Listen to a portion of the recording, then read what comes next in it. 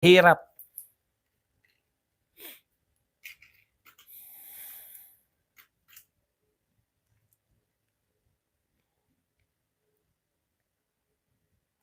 Di ba? Balik na naman lahat ang bisyo. Balik ang mga krimen. Wala na po yan eh. Dati, kinukwento ko na lang yan. Nung panahon ni Pinoy, ganito ang mga headline sa dyaryo. Lola, ginahasa na pagkamalang Aramina. Mas malala pa lang ngayon. Lola, nakaratay sa banig ng karamda na bedridden, 84 years old, bedridden. Ginahasa. Mas malala na ngayon. Wala na po niyang mga balitang ganyan ng panahon ni Duterte. Dahil sa war on drugs. Ngayon, pinasasama niyo yung war on drugs. Kaya maganda ka na, Keso Escudero. Yung yabang mo, nabili na. Okay, yan lang po mga kapatid. Ito na lang po, huling no? Hindi po matatapos to hanggat binoboto natin yung mga kandidato ni Marcos. Kasi lalo lang magwawala yung mga yan sa lalo tayong gagarapan rin yan eh. Ngayon na lang, kita nyo magsipag-asta eh. Ano ngayon? Oh, bakit may magagawa ba kayo? Pumunta kayo sa korte. Kita mo umasta si Chis Escudero. Tignan nyo si pinagpapaliwanag nila si BP Sara sa pondo ng confidential fund. Confidential nga. Tanong, yung hindi ba confidential, napaliwanag ba? May anomalya ba yung hindi confidential? Wala. Hindi lang po confidential fund ang pondo ni BP Sara. Bakit kayo nag-focus sa confidential fund? Alam kasi ninyo na hindi yan ipapaliwanag. Okay. Tanong, ito bang budget confidential? Bakit tinatanong ka, Kimbo, tumatakbo ka, literal? Bakit tinatakbuhan mo yung mga reporter? Yung kilala ko lang doon, si Joseph Moron. Oh, bakit mo tinatakbuhan yung mga reporter? Ganyan ba kayo pag tatanungin? May issue eh. Bakit ka tumatakbo? Hindi confidential fund yun. Hindi confidential yung budget. Tinatanong ka lang. Kaya nga tanong sa kanya ni Joseph Moron eh. Bakit po kayo tumatakbo? Tinatanong lang namin kayo. Yan ang mga mahilig mag-akusa na may tinatago daw si BP Sara. Dapat itago yun, confidential yun eh. Nakita nyo po ngayon yung pronouncement ni Donald Trump. Mabigyan ko lang kayo na ideya. Lahat po ng mga tinatawag na classified info, yung mga lahat po ng impormasyon, lahat po ng mga footages, lahat po ng mga balita na dineclare na classified, dineclassified niya. Ngayon pa lang po pwedeng panoorin, ngayon pa lang pwedeng basahin. Dito sa atin, confidential, gusto niya nila ipaliwanag sa madla. Ito pong budget. Chairman ka ng Committee on Appropriation, Kimbo, kaya ka tinatanong. Tinakbuhan mo yung mga reporter? Ano yan? Krimen ba yung tinatakbuhan mo? Kung hindi nyo po kayang ipaliwanag yan, ano nang mangyari sa atin? Hindi naman po lihim yung budget.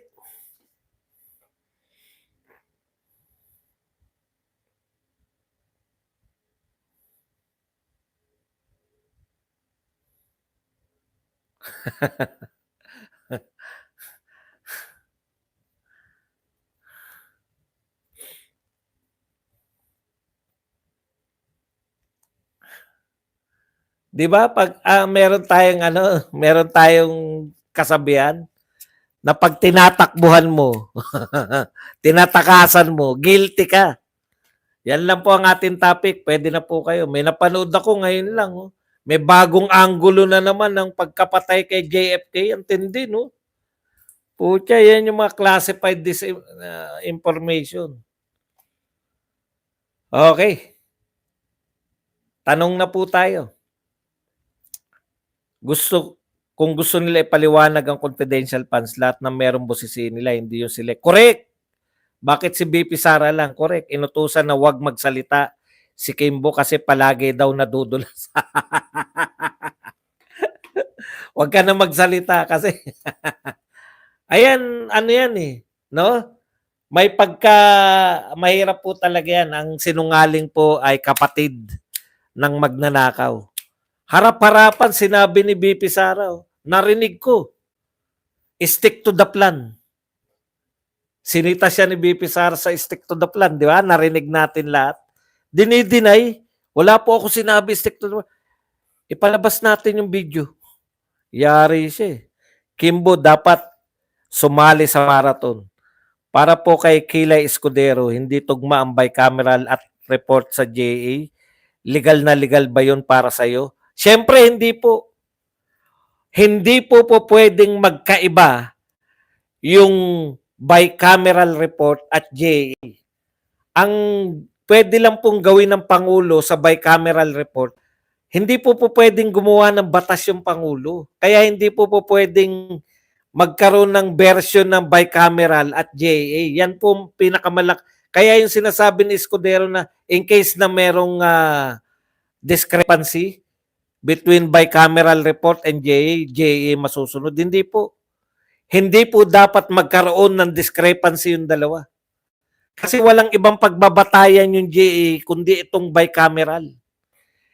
Hindi po pwedeng mag-insert, hindi po pwedeng pwede veto. Alam niyo yun? Ibibito niya lang.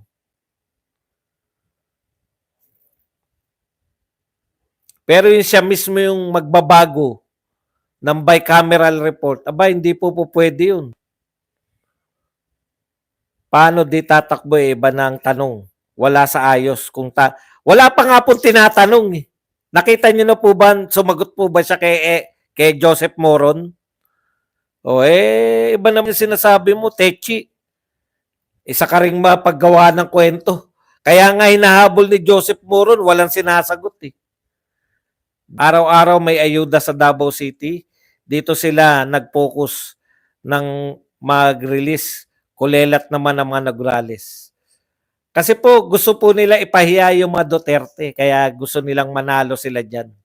Boss Buds, if BBM signs that budget, that will be forever. Hindi pwedeng i-repeal ang future president. Hindi po. Yung budget po, Ma'am Chrissy, taon-taon po yan. So, applicable po to buong taon 2025.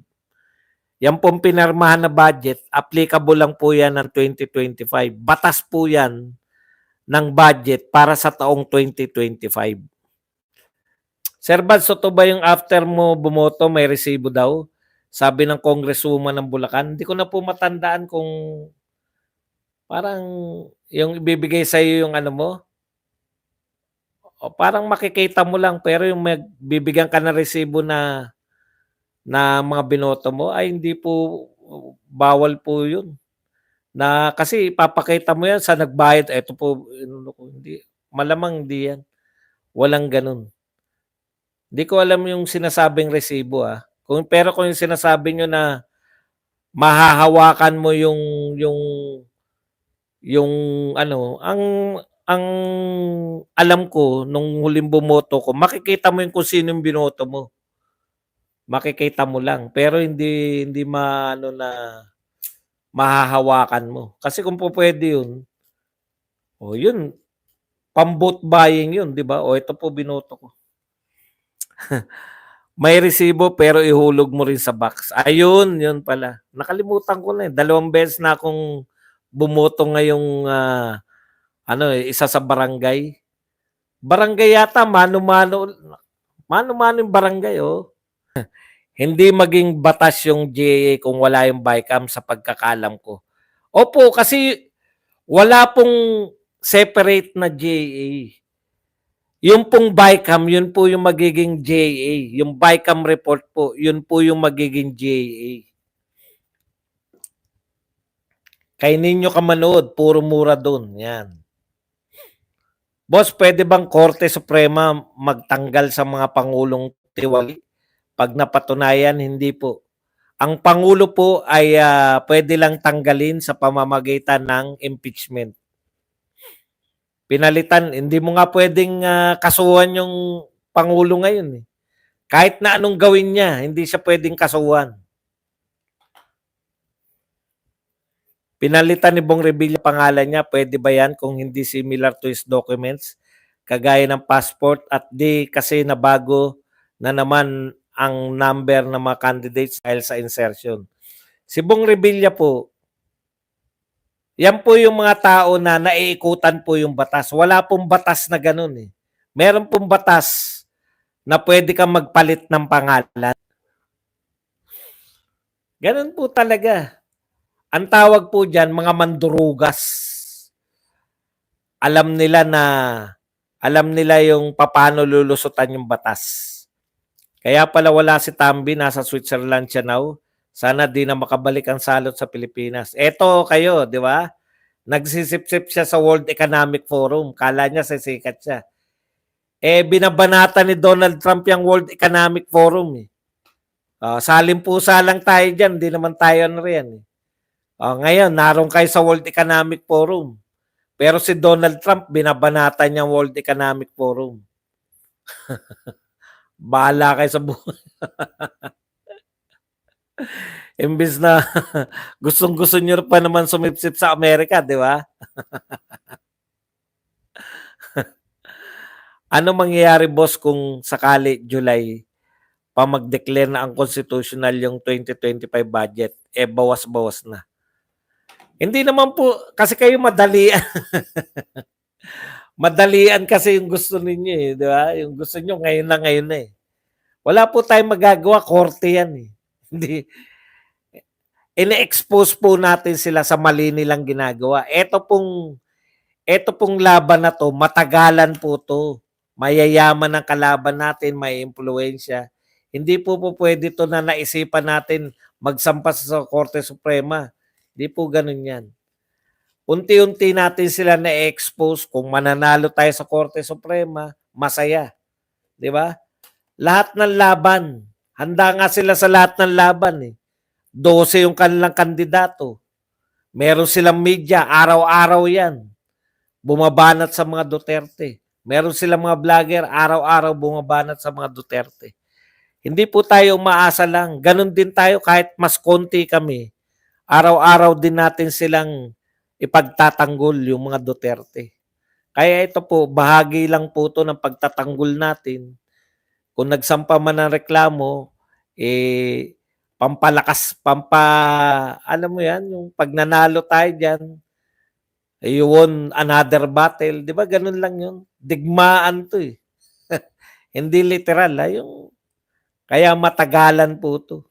Hanggang 2028.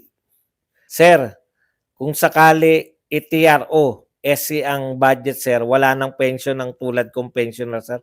Hindi po ganyan yan. Pag sinabi po na hindi po pwedeng mawala tayo ng hindi po literal na pag napawalang visa yung pag sinabing ang constitutional yung budget.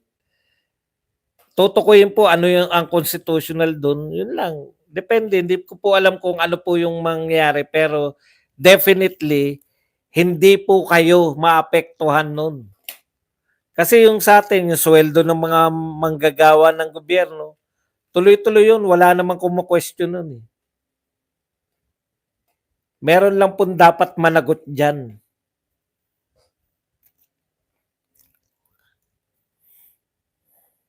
Badong, may rally ba tayo, Nanay Emma? Wala pa po akong nababalitaan. PI lahat ng mga Philippine official, mas mabuti pa hindi tayo independent. Sana under pa tayo na USA, wala pa sila silbi sa mga politicians, mga buhaya Philippines will never change. Hindi naman po. Maganda naman po tayong ano. Kasi nakita na po natin, kaya po ng Pilipino eh. Si Tatay Digong, okay naman tayo eh. Tingnan nyo po, ginagalang po si Tatay Digong ng mga leader, world leaders. Kagalang-galang po. Wala kasing bilib yung mga world leaders sa mga taong walang kakayahan. Bautista po apelyido ni Bong Revilla. Kaya napunta sa 11, pangalan niya. Hindi po. Ayan na naman kayo eh. Pinalitan niya po yung official na pangalan ni Bong Revilla.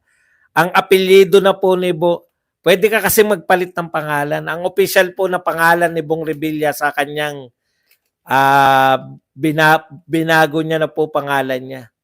Ang apelyido niya na po ngayon, Bong Revilla na po.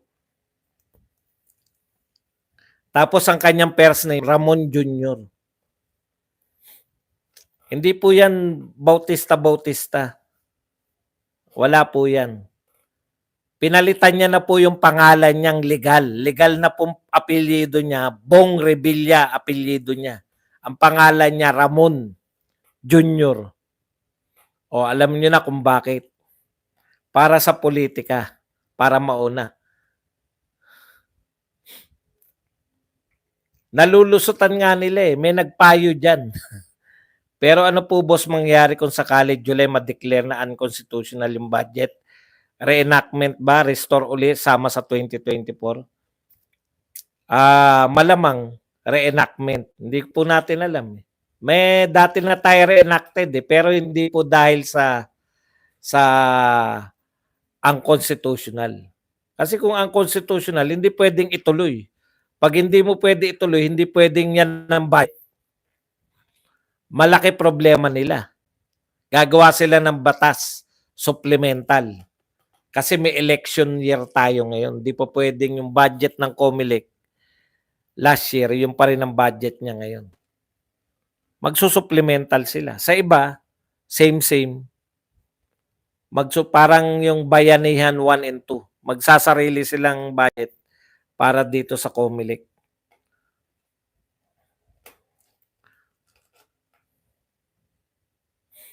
Delay pa din kasi yung pension, boss Baz. Ay, hindi po delay dahil sa kino-question yung budget.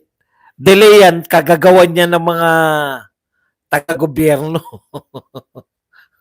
Wag niyo pong isipin na may connection po yung pagko-question ngayon sa delay ng budget niyo ng pension. Kung delay po pension niyo, dahil nga po yan sa kapalpakan po yan ng nakaupo ngayon. Ganun lang po yun. Hindi po kasama yung budget dyan. Hindi po kasama yung kino-question yung budget ngayon. Marcos lang pinag-uusapan, hindi creed at lahi. Kung mapatunayan ng korte na may diferensyang budget, di yung nagdaang budget na lang ang sundin. Malamang ganun. Hindi ko lang po sigurado pero malamang ganun ang mangyari. Tapos, mag-create na lang sila ng panibagong batas, special para sa COMELEC, paligiran ng sindikato. Hypothetical kung mapasa bill ni Virus as principal of any school, pwede bang di ipatupad? Hindi po. Pag batas po yan, hindi mo pwedeng hindi ipatupad yan. Di lumalabag ka sa batas pag hindi mo pinatupad. Pag sinabi sa batas na ituturo to sa grade 7, ituturo nyo yan, curriculum yan. Walang balita na nag-comment ang mga tulpo sa 2025 budget, boss. Ibig sabihin po, no, kung ikaw tumatahimik ka lang, pabor ka dyan sa nangyayari. Wala lang sa'yo. It's either wala lang sa'yo, wala kami mahihita kay Erwin Tulfo. Ito po ang problema ng Pilipinas, Dane Bokikika. Actually, isa ka sa problema ng Pilipinas eh. Paano nangyayari na yung katulad mo na nameke, aminado, ay tatakbo ngayon. Ang sinasabi mo lang, wala ka nilokong Pilipino. Eh, yung niloko mo Amerikano. Hindi pa ba panloloko yun? Lalo natin na patunayan na. Kaya, kung dito po sa malalaking usapin, hindi nyo po naririnig yung mga pangalang Tulfo. Di ba? Yan po sila. Ganyan po sila kawalang silbi sa Pilipinas. Ito na po isa sa pinakamalaking usapin. Usapin budget, pera po ito ng mamamayan. Kailan ka pakikibo sa maliliit na bagay? Senador yung mga yan, ha? Senador. Tumatakbong senador yung isa. Ay, yung dalawa, tumatakbong senador. Tapos meron tayong senador na tulpo, dadagdagan nyo pa. Sa malalaking usapin ng bayan, dehin bokiki. Matuto po tayong mangilatis. Bakit po tahimik si Erwin Tulfo? Kakampi niya, Marcos siya eh. Bakit tahimik si Ben Tulfo? Boto lang naman ang gusto ng mga yan eh. Kung ngayon pa lang tumatakbo sila, lalo na po lahat ng kandidato ni Marcos, nanliligaw pa lang kayo ngayon, wala na kaming mahita. May issue. Sa mga nagdududa pa po, alam ko marami pong Duterte sila, naniniwala sila kay Duterte, pero meron pong nagpipid sa kanila na hindi dapat straight ang Duterte kasi dapat tao-tao rin. Alam niyo po, sa totoo lang, ngayon po ang sukatan eh. Kumbaga, nanliligaw ka pa lang. Alam niyo po ba yung nanliligaw pa lang? Yung best na pagkatao mo, pinapakita mo, di ba? Pag nanliligaw ka pa lang, tsaka lang makikita kung asawa mo na o girlfriend mo na. Tsaka makikilala yung tunay mong ugali. Kung nanliligaw pa lang sila, dehin bokiki na sa mga malalaking issue katulad nitong budget.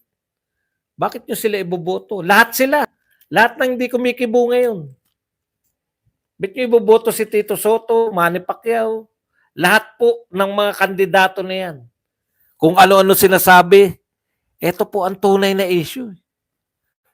Pera po ng taong bayan to, wala nang mas lalaki pa rito. Yung pananahimik po, lalo na't ikaw ay may kapangyarihan, hindi ka pa rin po ligtas dyan. Kung ikaw ay pinagkatiwalaan ng milyong-milyong boto at may nakita kang katiwalaan at dehin bokeke ka, tahimik kasi mga takot. O yun na nga, bet nyo sila iboboto kung mga takot sila.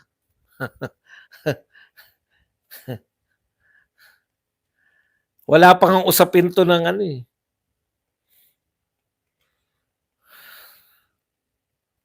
Tapos iboboto nyo yung mga yan, yung mga tahimik. Ano na lang po, di kasabwat pa yan. Dapat nga ngayon pumuporma. Di ba?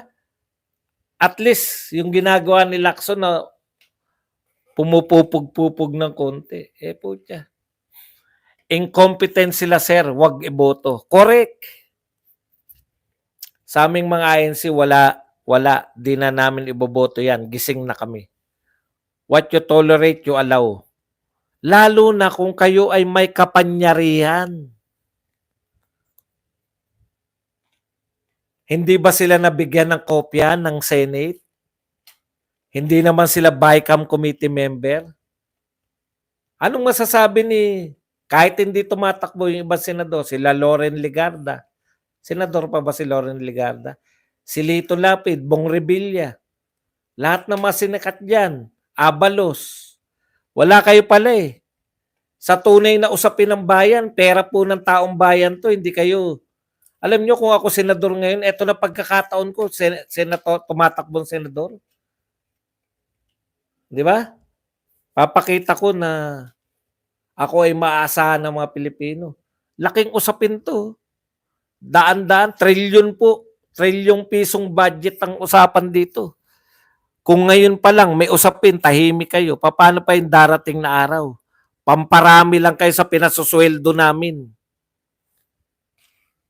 Pasusweldohin kayo nung wala kayong ginagawa.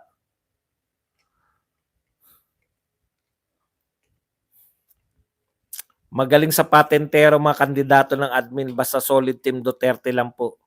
I-solid po natin Team Duterte. Marcoleta Kibuloy, Batogo, Lambino, Hinlo, Rodriguez, Bundok, Philip Salvador. Ang dali pong tandaan. 929, aalis na ang barko ni Badongers. Team Duterte kami. Sir Badong, opinion ko lang po, hanggang ang mga Pilipino po ang mindset ay para lang isang virus, ay naging kunti subjective opinion ko lang po, pera-pera lang. Ano kaya pala, Sir Badong, ng mga tulpo maliliit na tao tahimik sila dahil sa pera? Yan ang sinasabi ng marami sa inyo. Tahimik pala kayo pagdating na sa malalaking tao na may pera. Bye. Manalo matalo, Duterte kami, di kami magbabago. Correct. Masarap pong suportahan yung mga taong may prinsipyo. Pag nanalo, may ginagawa. May direksyon yung bayan. Ito po, walang direksyon. Hindi ko alam. Si Marcoleta, narinig ko bumibira. Yan, siyempre. Kaya nga number 1 natin yan. Alam niyo po, kami mga vlogger, hindi po kami pare-pareho. No? Matanda na po ako, hindi po ako aral na makipag-usap sa tao. Nakita niyo ba kung may kinakausap sa mga vlog? Nahirapan po ako eh. Ma-interview mo, malalaking tao yan. Hindi po ako sanay na may kinakausap. Vlogger po kami, hindi po kami reporter. Hindi po yan, ako po particular. Tamang ang background ko sa politika. Maalam ako sa politika. Pero hindi ko po naging background niya mag-interview ng mga, no? Komentarista po ako. Yun lang po. Kaya hindi po ako kailanman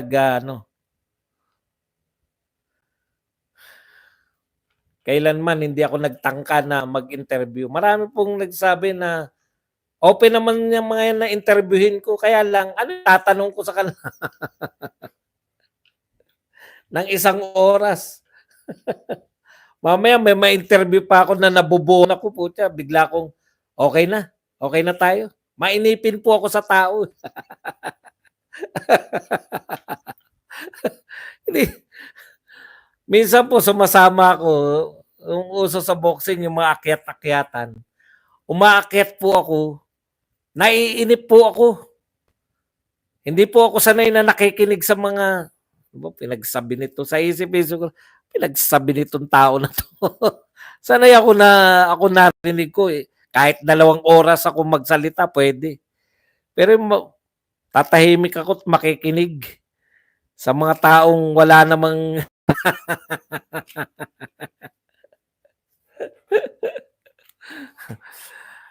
at ano rin po yan eh, yung pagtatanong kasi ano rin yan eh, yung kumbaga talent din yan. Hindi po lahat eh pwedeng magtanong-tanong.